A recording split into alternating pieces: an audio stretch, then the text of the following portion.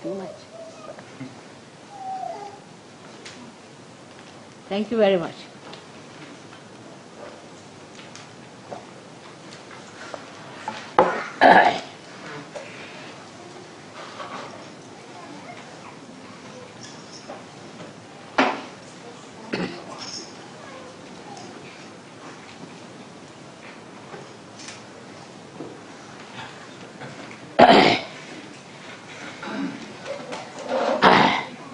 Somebody will translate me or? Huh? We would like you to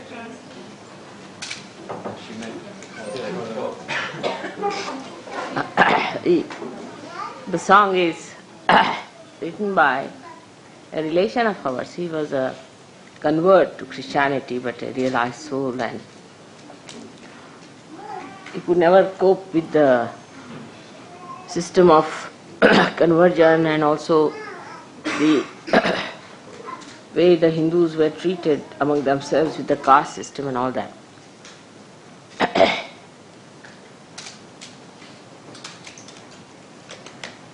And he's written very good, some of the very good hymns, I should say. This is one of the hymns.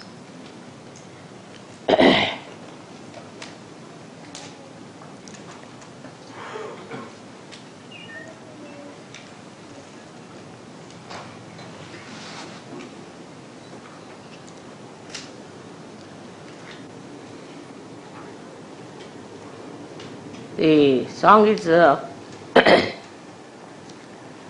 something I really always used to sing in my childhood very much. And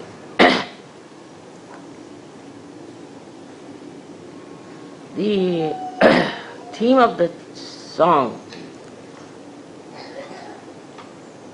is like this. The one who has got God, or the one who has owned the God, why should he have any fear?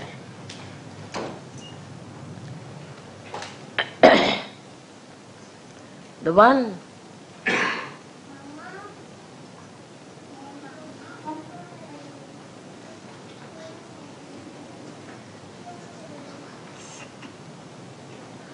who moves about, or the one who goes about, I don't know what is the English word for extensive traveling, the one who moves about extensively for the sake of God and for doing good to others.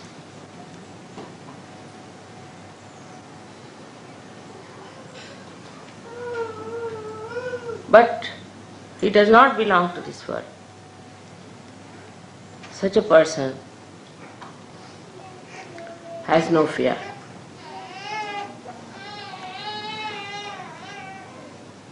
He stands above. The language, Marathi language, you see, is a very intense language, I should say, and it touches many corners when you say one word to it. It's like this one is Adi Vyadhi Marana Varati Paya Sha Purushasare. It means a person of this caliber is standing above. His foot is above the sickness, the mental problems, and the death itself. But when you say that such a person has the foot on top of this, means also, his meaning is that with the effect of its foot, it can get over it. It's a double language, you see. Like such a person has its foot on top of all these three things, is the sickness, the mental problems, and the death. The foot is on top of that. It means that such a person is above this. Plus, if you have somebody of this caliber and the foot touches the sick or the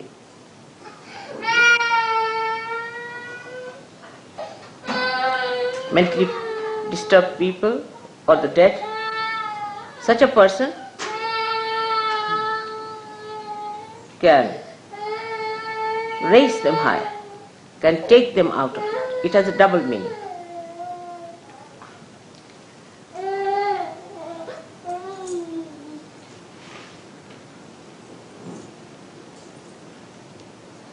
So, the whole theme works out this way, that a person who belongs to God, who owns the God, should not have fear, should not get frustrated. I needed it very much today. Because one side, of course, is the joy of seeing so many Sahajogis, real Sahajogis, not artificial disciples or dramatists, but real Sahajogis of very high caliber. And some of the people who stand on the periphery have been on periphery for such a long time. That's sometimes it's dangerous for me to see they will be destroyed. At this time you need a song like this. And in childhood, whenever I felt really desperate, I used to sing this song. It's a very touching song. Alright? But word by word I could not, I am not in a sort of a proper mood, I think. So it's touched me very much. This is Uttam Pranya. I wanted it very much today.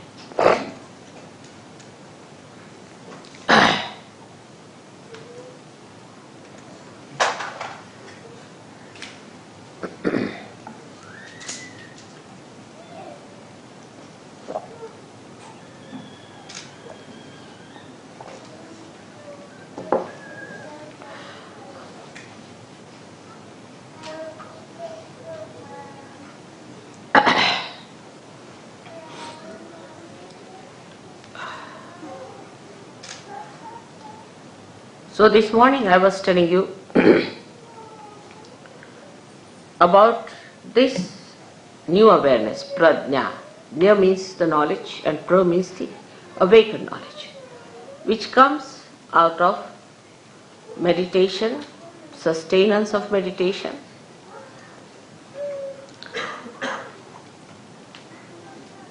and then the samadhi is the effect of that. It's a kind of a fruit ripening. When this ripens, then you get the taste, the sweetness of character. And then you start seeing around how the nature, the divine, is sweetly playing with you. This state must be achieved. For every Sahaja-yogi, it is important that they must achieve this state. Because unless and until you have minimum achieved this stage, you will be still in a dangerous zone, which, as I told you, upsets me very much. So why everybody must decide to reach a state where you every day see the blessings of God manifesting. That means you have entered into the kingdom of God. This is the kingdom of God, in which you are looked after, protected, guided, and properly taken to the place of heavenly bliss. Through material manifestation, through mental manifestation, through financial manifestation, through relationship manifestation, through so many things. And also the natural manifestation by which you see the sun, the moon, the stars, the heavens, and all the 5 elements help you. This state all of you must achieve. All of you, again the word is all of you should achieve, and then only the higher ascent works out.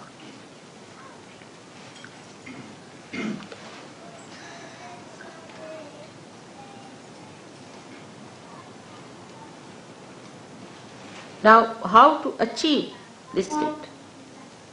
This is a common question.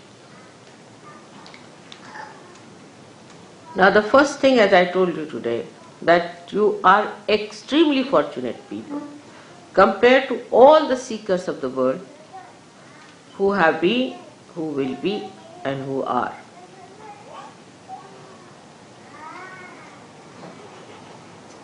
Because so many things are which were used by seekers to overcome, you don't have to overcome. For example, they used to meditate, say, on some name of God.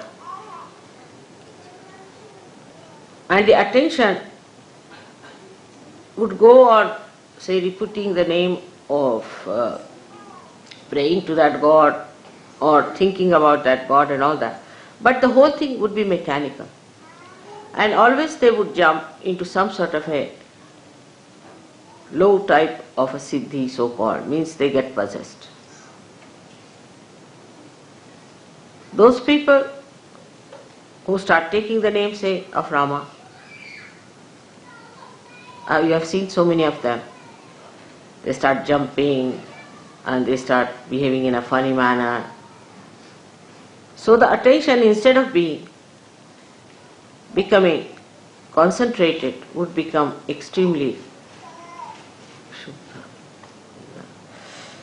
disturbed, very disturbed. And a funny attention, wobbly type. And when they became wobbly, and a kind of a left-sidedness came into them, They would go on enjoying it, just like a drunkard enjoys. Then such people would weep, cry, enjoy their crying, trouble others by their crying, and they would not have power to overcome that. So much they would be possessed. Then another kind who, let's say, ambitious people, like we have many scientists and this kind of people, ambitious people, they would get auto-hypnotized. Thinking no end of themselves, behaving in the most stupid manner. And also they would get possessed. And you can see people like Hitler and all sorts. So many of these people today who are ruling the world, supposed to be in democracy or say communism or anyway, most of them are actually the despots.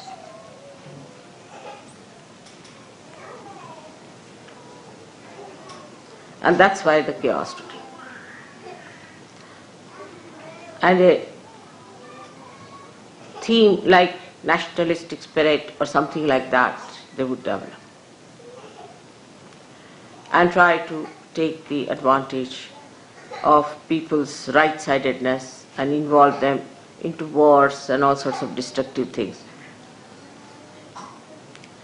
This kind of attention is possible for people who think they are very great, say Hindus, Christians, mostly they are warring people. Muslims, nowadays the Muslims are all warring, imagine, among themselves.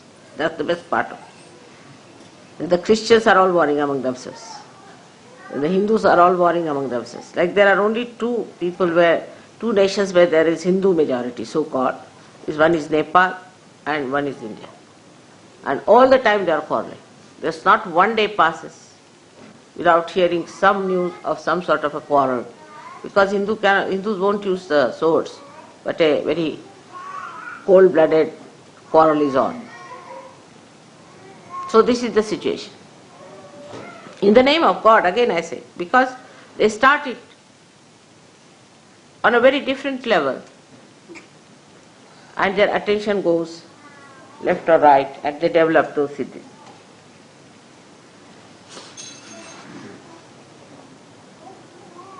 So what have we to do? First of all, by God's grace, as I told you, you all are realized people, so your ascent is made in the center, which is a very, very difficult thing. Absolutely difficult, no doubt.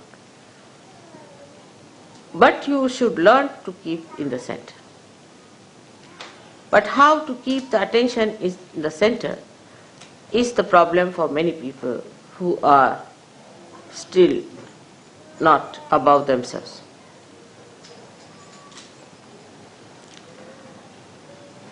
Now when you meditate, try to meditate in a sustained way. First of all, sustain it. Then you find that you are getting into the state of samadhi, means at a state where you start feeling the joy and the bliss of God's blessings. And then you start saying, oh God, what a blessing, what a blessing, and what a blessing. Once you have reached that state, then you have to realize, who am I? Who are you? What are you? You are the Spirit. After establishing your sustained attention on the Spirit, you will develop a state where you will be in a complete state of witnessing with joy. Now those, say, who are here can judge themselves very simply in a way. Those who tried to have the best rooms. They must have booked 10 days ahead of time, they must have done this, that to get a good room. Those who want to have the best food or the best time, try to have position in the mind. Face yourself, honestly. Sahaj Yoga is an honest endeavor. The best privacy for themselves. You all should face yourself. Then the husband-wife, they want the privacy to themselves. This is not the time for husband-wife to be together. Or for you to talk loudly and move about and have fun. No, this is meditative time you have come. It's very short time according to me, because people spend thousands of days to establish their meditative mood. But in this speedy life, you have to have intensity to establish. So get into meditative mood. Some people feel that they have come for a proper holiday making and there's no sea here, so how will they have a swim sort of temperament. Those who are not so badly off would be asking for more comfort. I couldn't get food, I should have this, the best to be given to my child, or to my husband, or to my wife, mine. It doesn't matter, for one day, a night, you sleep, boys together and ladies together. If there are children, all right. But there's no need for husband and wife to sleep together in this time when you are meditating or in one room at all. You have come for a very special purpose here. You are paid for it.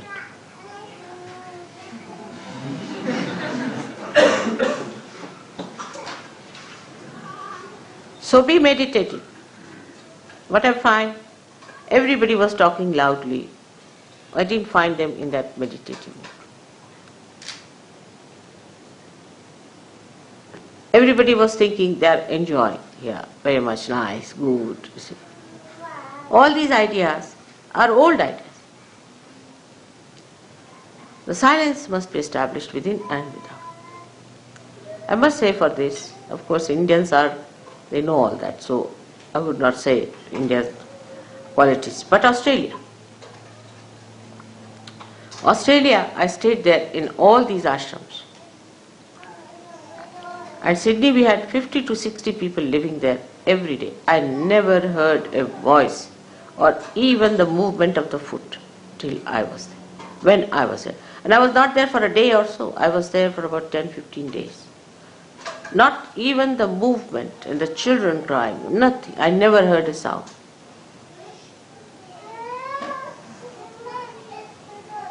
This was one of the ways you can control your attention. That in my presence, what do you speak? What do you say? You must know the protocol part of it. Whom are you talking? You can't make fun. You can't joke. I can joke with you. You can sometimes smile, all right, or laugh sometimes. But it has to be done with a weight. Whom are you talking to? The reason is, I'm talking to you all this because it's only all this report, all this behavior is going to help you. I'm not going to be helped. I'm not going to be saved. I'm not going to get my realization. It is you who have to gain something out of me. So try to settle your attention with that. I've seen people who stay with me sometimes. Sometimes I deliberately call them to see what the problem is. Some of them who stay with me, I find, become subtler and subtler and subtler and deeper. And some of them start taking advantage, taking liberties, then taking a kind of a course of life which is so mundane and so stupid that I can't understand.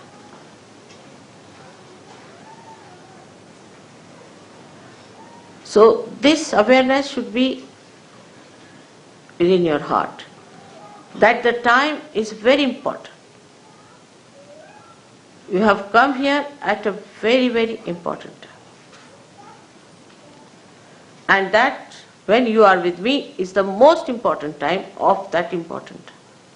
Historically, this is the most important time. And take full advantage in the real sense of the word. Some people think if they can get some money out of me, then it's a big advantage. All right, you can take it. Some people think if they can take some of my time, they are at a great advantage. All right, you can have it. Or some people think if they can take advantage of me, sort of feeling ego pampered or something, I'm a great lord and some sort of a thing, All right. But those who are wise take the best advantage. The best advantage is the growth within. So the first awareness has to be that you are such lucky people that before you stand someone who has the control over all the centers, over all the powers, or say who is all powerful. How much advantage you have taken of that is the important thing. Now where I stay, there are two places we can say in England and India mostly. And the contrast I feel English and Indian thing. In India, the more I have stayed, they become more protocol. Because they have old traditional training. But in England I find people start taking advantage, making fun, joking. You cannot.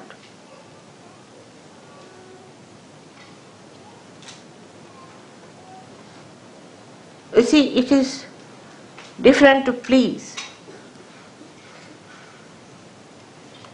But it is different to be frivolous and shallow with somebody so intense. For example, if there's a tin board and you take it under the Niagara Fall, what will happen to the tin board? It won't be able to bear even the slightest shower of that.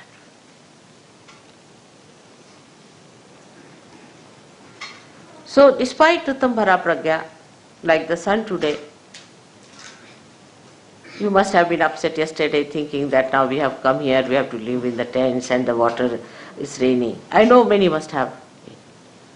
But the one who has achieved that state would not be. What is there? If I have to live, doesn't matter. I am here for a special purpose. As long as I have achieved that purpose, nothing matters to me. What discomfort, what all these things happen to me. I have to achieve that purpose. Some of you people cannot see me so closely. Some of you are still not capable. Doesn't matter. What is most important is I should achieve that state. I have come here for that. Not for fun, not for food, not for comfort, not for anything, but for achieving a special state where I become the Guru. What is my preparation for that? We have to be extremely careful. Because the attention of the divine is not raising you directly. It is a balance. You are all the time in a balance. Remember that. And you have to be extremely careful how far you go with that balance. So now, how do you develop? It's all right, don't worry about the sun. I like it.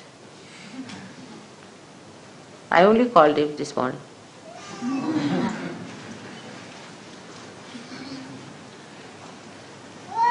So, how do you manage this attention? Now let us see what are the states of attentions are. Either your attention would be a cunning attention. Anything you see from a cunning angle. Many people develop that in an ego-oriented society. And moreover, if you are sort of possessed by cunning brutes, then God save you and save others. Like the cunning attention would be that anything you see, you start thinking, what advantage I can take out of this? How much money I can save, you see. It's very, very quick. It would be cheaper this way.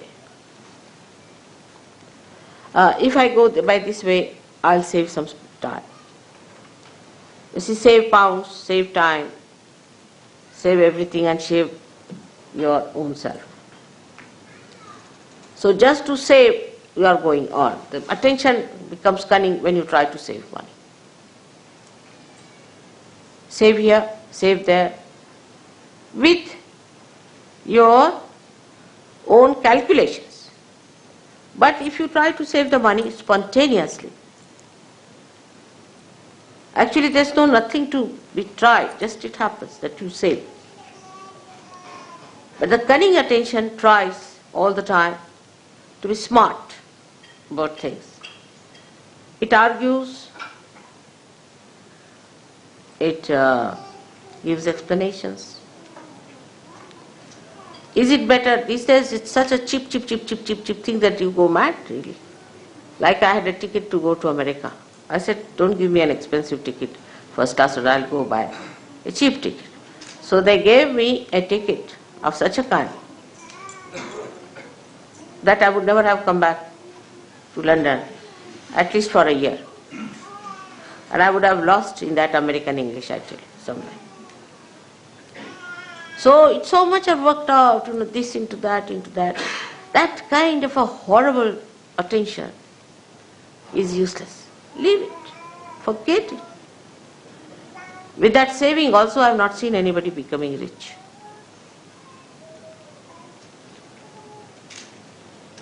Like I want to go and buy some paint. So we buy some paint, then they think, all right, if we bring it back, then how can we return it? What should we do this time? Nonsense. All the time the mind is on that level. I'll give you an example. The other day, we got some paint to paint the class. See the subtle sort of it. You see in the gross there's a subtle indication. And the paint was brought. And then it was worth nothing, 80p or something, all right. I mean, I can afford it. So that's why I bought. If you can't afford, don't buy. So they said, now we should return. I said, but why? Now it's come out, now go and return. You spend so much petrol going there. If you want to calculate also, it's stupid and the time will be wasting. No, but mother, you see, ultimately we save 2p. I said, all right, now I'll save a lot of money, now I'll show you how. I took that paint and painted many things which looked like glass or which was stone-like, and the whole thing looked so beautiful. So the mind that is destructive is only calculating. If you have such a mind, know yourself that you have to get rid of that kind of a calculation. Cheap things you should just keep in the center. You should not be, of course, overindulgent, but you should not be also going for all the time for this kind of a calculation, because you are wasting your important awakened attention which very few people have in this world. Must know that you are realized souls. You are not ordinary mundane type of people. You are special people, and you are not to waste your attention in useless calculating money, P and this and that. Let's go ahead. What happens? Let's see. I never calculate, you know that, but I live very cheaply. And you can also do that. This attention, cunning attention, is also very fussy attention. Here it starts saving money. And then there it is in the evening, it must drink. So all the saving of P goes into the gutters of drinking. Just think, the sum total of such a personality is what?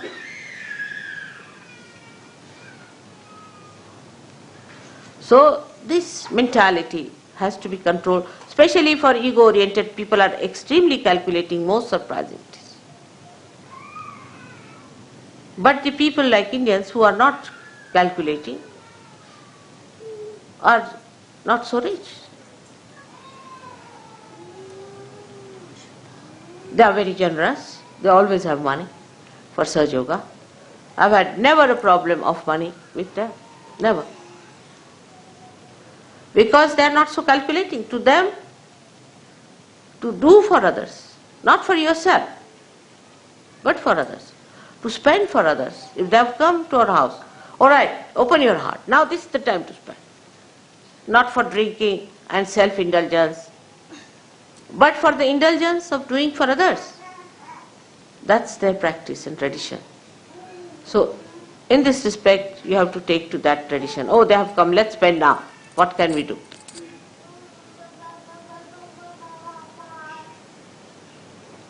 This is the main thing one should understand. Those who are mostly self-indulgent are extremely miserly people.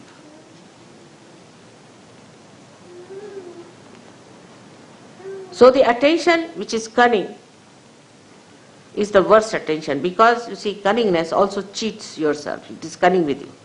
And you think, oh, I've been smart enough, you see, I've saved 2p. But you have lost your soul. You are no more a Sahaj Yogi.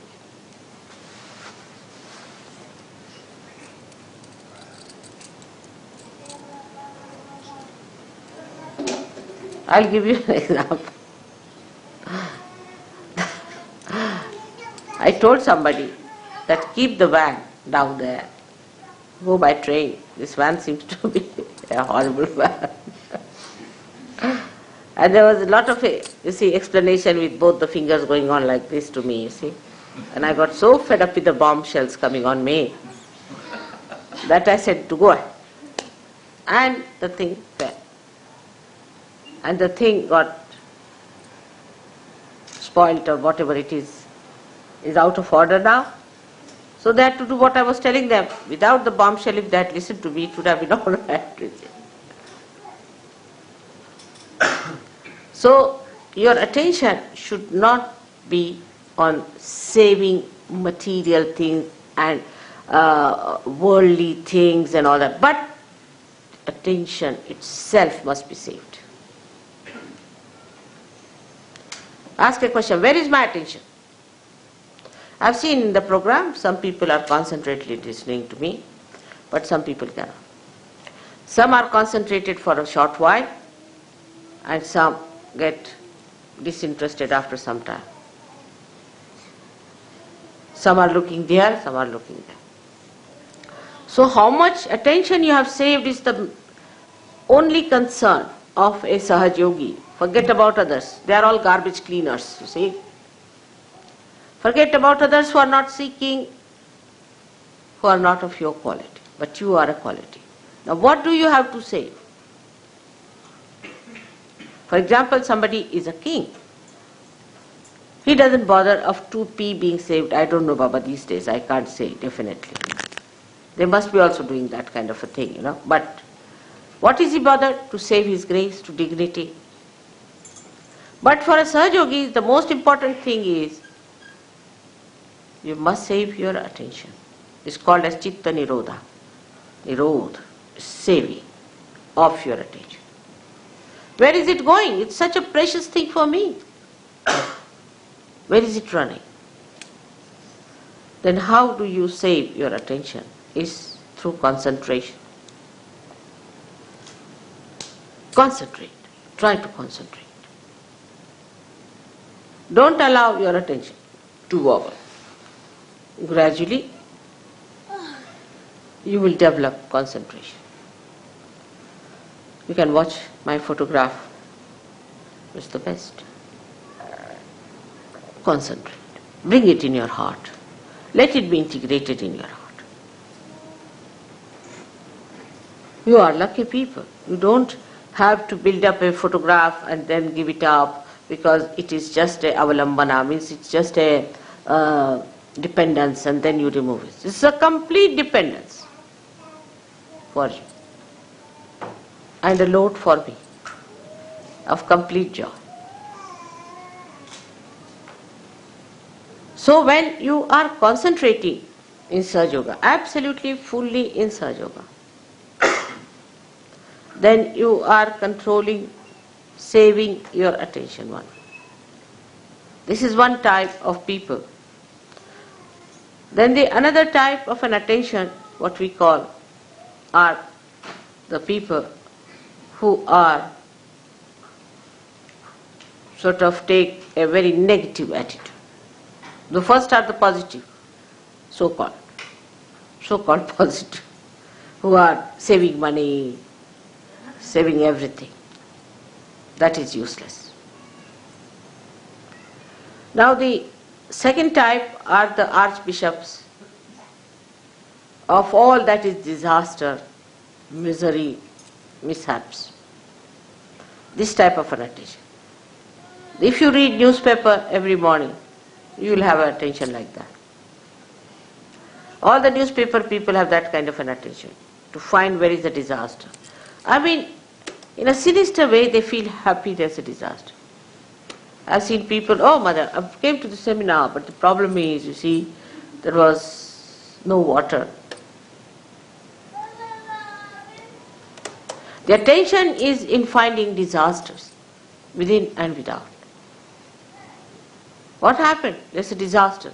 What happened? I lost a pin.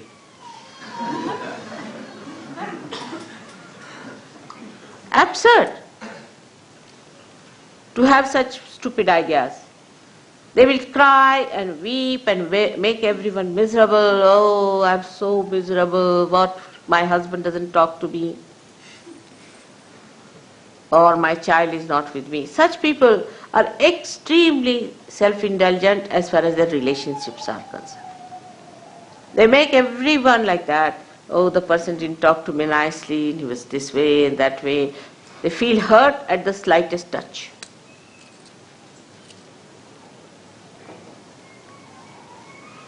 And by that, they think they are saving their emotions, if not the material thing.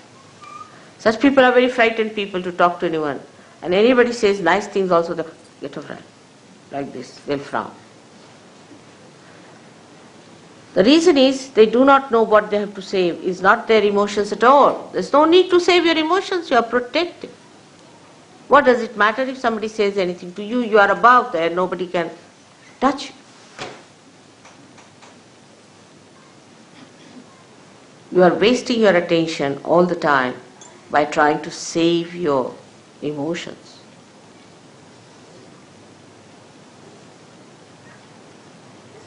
There's nothing to be frightened of anyone. Because somebody is going to say something harsh word, that's why you don't want to do something. Such compromising people, so-called, have not understood Sahaj Yoga. There is no compromise in Sahaj Yoga at all. It is just like a diamond. Diamond will remain a diamond, whatever you do. It's forever and ever.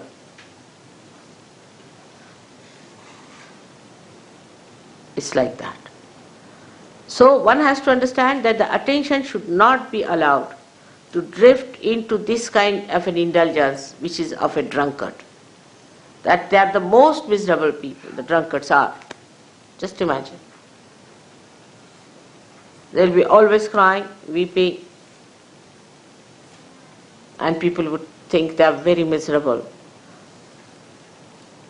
So what you have to save at that time is your attention from such indulgence into useless expression of your fear about your emotions. See, now today they sang the song.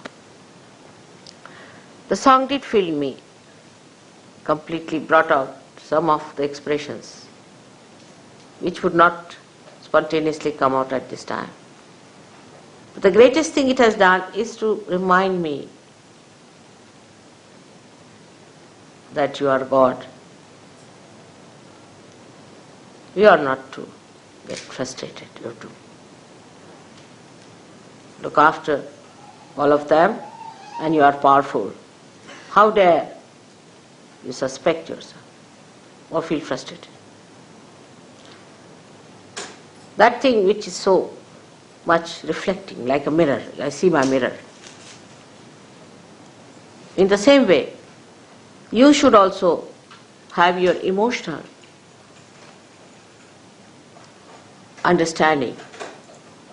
And the emotions should be your mirror. You should see yourself in your emotions, how you behave, how you treat, how you talk.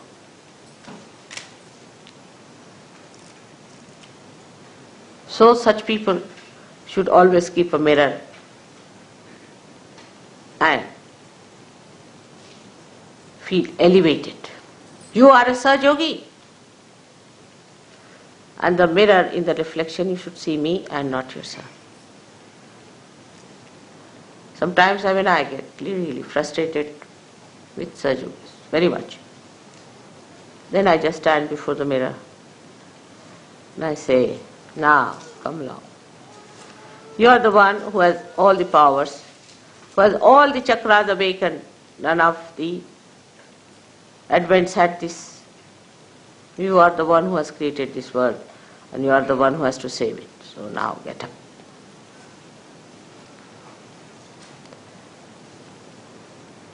Not to lose courage. Not to worry. Only in emotional things I sometimes feel that now I'll have to give up some of them completely. They are my children as a mother, not as a guru. For a guru they don't have problem. And then the stirring up comes in within myself that no, even if I have to give up, doesn't matter, I have to raise. Absolutely. And with that power, it works. So the reflection should be of me, of something that is ideal before you. The one that gives you energy, like this song. And not the reflection of a miserable person. Christ standing before you as in the Sistine Chapel, and not some miserable skeleton, which is even worse than you. So create those images of your mother, which you should see in your emotions, and rise. This is the second type of attention you have to control. The third one is a very horrid, idiotic one. The idiotic one comes from the second type, where the person is emotionally indulging. That is the A of the third. And the B of the third comes from the first type, which is stupid. So we have two types of people. One idiotic and another are stupid. But in Indian language there's only one word, especially in Marathi, is murkha.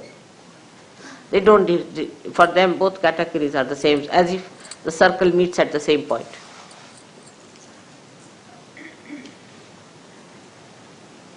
I mean, English language in some ways is good, at least it differentiates between the murkhas. Like they can be stupid or they can be idiotic. You see, because of psyche being so confused here, that psychologists have brought out, some are schizophrenic, some are idiots, some are stupid, some are donkeys. So, this, the third type, is the worst, is most frustrating for me. They'll stick on to me like leeches, they'll be saying stupid things all the time. Just can't bear an idiot, isn't it? They can bore a person. I mean, all sorts of this put together is called as murkha. So I don't want to analyze it, it's a bit too much. So that kind of an attention you have, then you better keep quiet. Don't talk. Just listen to others what they talk, what they say. There are some people who will just go on talking, irrelevantly, uselessly, wasting their energy. And such people are always friends of the cunning. The cunning and such people go hand in hand. Because the cunning wants to befool someone, and the fool wants to be befooled. Like a king will have a jester. It's like that, you see, these combinations work out. So for such people, the best thing is to keep quiet, preserve all their attention, all their energies just for cleansing. All this idiocy will pass away very soon if you try to preserve yourself. Don't talk. Don't say things which are stupid, which are idiotic. Just keep quiet and watch others. Sometimes such people can become very great vehicle of God's power. But if they do not take to stupidity and idiocy. This is the type of people, 3 types I would say. But the 4th type are the people who lead a life of concentration. I mean, a person who is working very hard, say in the office, is a very remarkably successful person, and is this and that and that and that and that, is also very concentrated. Somebody who works very well anywhere with a concentrated mind is concentrated. A housewife who looks after her husband and children is very concentrated. And a husband who looks after his family and his things very in a concentrated way. They know how to paint well, they know how to do things, and their hands are deft and they know everything. But such people can have a very immobile attention, very immobile, like plastic. Or you can call it like rubber. At the most, to improve on it, we can say, like some of the things I've seen which you use for damp proofing. See? You just apply it, after some time it's just parched into it. They just can't get out of it. They just can't. They can't enjoy anything. Unless and until you show them a file, you can't talk to them. You see, if you have to talk to such a person, better take a file before you.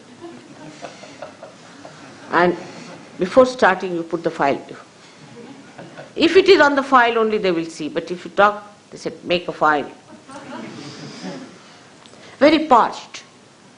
And they cannot enjoy life. There's no mobility. They cannot be creative. They can be creative only as far as their style is concerned, but not the creative of the joy. So that kind of concentration is there. Concentrated effort people put in. Like there are people who are fanatics. They are very concentrated in their effort, extremely. That's how all these religions have spread, like Christianity, Islam, Hinduism and all that, because they had a concentrated effort of fanaticism. Concentrated effort. If you read the letters of Paul in the Bible, you will see the concentration of it. You go there and you go there and establish a church and do this and what have you done. And very organized, very systematic, absolutely moving like a belt on a machine. And they all the time have that after effects of that movement. Charlie Chaplin has shown in his picture Modern Times. I used to enjoy that very much. That used to tie up a belt, you see, standing for about an hour. And then after some time, when he was released of the job, he used to go on like that. That kind of an attention. That is concentrated means stuck onto something. It's not that. It's not penetrating. Because if your attention doesn't become by concentration subtler and subtler, then it is not that, but it is getting stuck. And the stuck attention is of no use for Sahaja Yoga. Such people, I do not know, will never be saved perhaps. So-called successful. They'll go with all their badges, everything. And God will say, go back, gentlemen, you are not yet been passed through the customs. There is another organization which works much faster, much smarter way, and a very specially efficient thing. So these people will be just stuck people. Now there are fourth type of people which are concentrated. They are intense, deep. They penetrate. Because they are living minds. They are not dead, parched minds. They have living mind. They penetrate. I watch sometimes. I ask some people, what do you think of a particular person? Immediately I know what they talk. If they just talk in a mundane way, he's a fine person, he's a bad person, this thing, that thing, then I know what it is. Very superficial, shallow. But a person who sees the possibilities and the potentialities of its awakening and the problems a person is facing, then I know that he is the one who has that concentration into the subject. And the subject of Sahaj Yoga requires the maximum penetration. Because Sahaj Yoga, if you have understood, I don't know if you have understood or you are aware of it or not, but is learned through experience and through nothing else.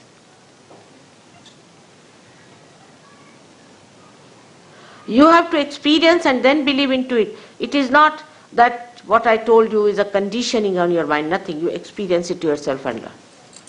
But those who have that penetrating intelligence, who have that penetrating love, emotions, and those have that penetrating movement of their understanding, they are the one who experience, learn, experience, learn, experience, learn. They do not allow their mind to play on them. No. This mind of mine has got experiences of the past and is based on that. No, I have to take every day a new experience. And that experience must be silenced within me, must be sustained within me, must be conditioned within me. Sahaj Yoga experiences are the good conditionings. How can it be? I have seen it, I have faced it, I have had it. How can it be? But for that also to have the best experiences, first condition is of Ruttambhara, Pragya, where you should be of that level that you really get those experiences. Otherwise you will be just a mundane type of person all the time. And you may live with me, but you will not have those experiences. You will not have that blissful feeling, nothing, that joy. So this penetration starts by your meditation and sustenance of the meditation and the samadhi seed sprouting, manifesting the new dimension.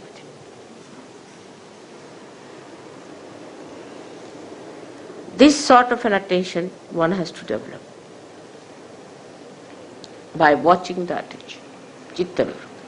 As you watch your money, as you watch your road when you drive, as you watch your child when it is growing, as you watch the beauty of your wife or the care of your husband, all put together, you watch yourself, your attention. Where is it going? Where is it lagging behind? What is happening to my attention? Such people have no problems. You'll be surprised that such people, when they want to do something, it becomes dynamic. They can work it out. Nobody has any problem. And if there is a problem which you are facing all the time, and you then know that there's something wrong with you, something is wrong with the instrument. If you don't have a tin cutter and you start using a knife to cut a tin, it doesn't work out, then you'll say the tin is something wrong with the tin or something wrong with you. No, it's wrong with the instrument, and that instrument has to be correct. When the instrument is all right, after all, with all the powers you have, with all the blessings you have, and the source of power behind it, everything should work out. It should work out. You have had experiences of things working out. You have had experiences of many of miracles happening before your eyes. But still the attention has not settled down with those experiences. Still gatanubhavas, means the old experiences continue. Old identifications continue. Still continue with that. And the filth of that is still on your being. Change everything. Become a fresh new person. You are blooming out as a flower, and then as a tree, and assume your position. Assume your position as the Sahajogi. So this attention must be brought round. You judge yourself, where is your attention? And what is the point of understanding? What is the measure of understanding? It's very simple. I have to be pleased, because I am the attention. If I am pleased, then you have done the job. But I cannot be pleased by mundane things, by any arguments with that, but only by your assent. So you judge yourself on that. Whether you give me a flower or anything, I am only pleased when the essence of that doing has that height, has that special manifestation. You say, I love you very much, Mother. All right to say. But I must see that love that you are saying or doing has that essence. That gives me joy. It's such a mutual thing between us. You can't imagine. I can't live without you, and you can't live without me. It's so mutual. But from one side, it is absolutely 100% benevolent. Whether I get angry with you, whether I scold you, whether I pamper you, whether I say, don't do that. If I tell you, don't come very close to me, keep away. Anything that I do like that is benevolent to you. And to me, the benevolence is only one that you should be emancipated, that you should gain something out of me, that you should prosper out of me. Like the Mother Earth feels so elated to see her manifestation into these beautiful green trees. It's like that. She is nothing. We stand on her, we walk on her. Where do we see her? But she sees her in those. It's the same sort of a situation. She's the one who changes all the seasons. Rutambara means the one, the attention which changes the season. Rutu means the seasons. So all the seasons are created by her just to please us. But what do? To please her. We exhaust her, torture her, take out everything from her, pollute it, do all kinds of nonsensical things. And then she gets angry. The same thing that she is love. In the same love, she becomes angry. And then you have volcanoes and you have earthquakes and all kinds of things happening to you. But of course your mother takes time to get angry. Takes time. But doesn't mean you take time. Look after yourselves. It's very important. Suddenly you will find elevated. Some people will just elevate themselves and others will be completely cut out. So be careful, I am warning. So today is the day, previous day to this 15th day. And the 14th day, one has to become a killer. Killer of all that is ignorance, of all that is stupid, idiotic, all that is cunning, and all that is emotional. Kill that part. Become a Sahaj Yogi tomorrow to receive the blessings. May God bless you.